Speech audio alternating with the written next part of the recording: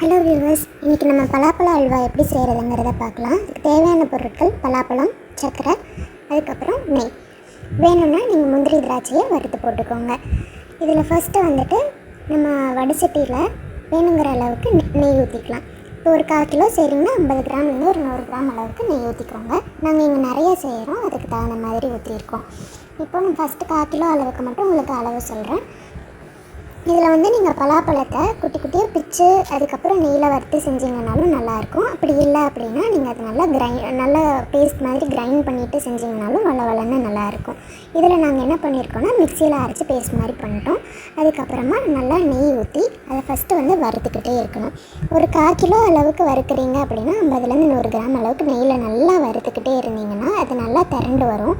வரும்போது கடைசியில் இறக்குறதுக்கு ஒரு 5 to 10 minutes முன்னாடி அதுக்கு வேணுங்கிற அளவுக்கு சர்க்கரை. இப்போ இந்த இடத்துல அந்த பலாப்பழத்தோட ஸ்வீட்னஸை பொறுத்து நீங்கள் வந்துட்டு சுகர் ஆட் பண்ணிக்கோங்க. ஒரு 50லேருந்து 100 கிராம் அளவுக்கு 1/4 கிலோவுக்கு நீங்கள் ஆட் பண்ணலாம்.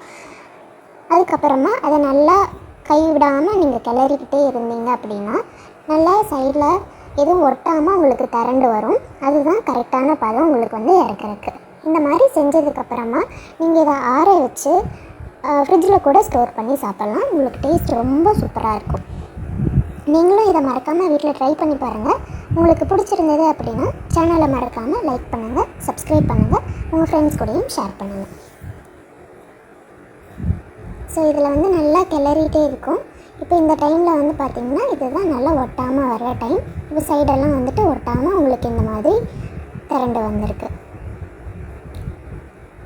ஸோ தேங்க்ஸ் ஃபார் வாட்சிங்.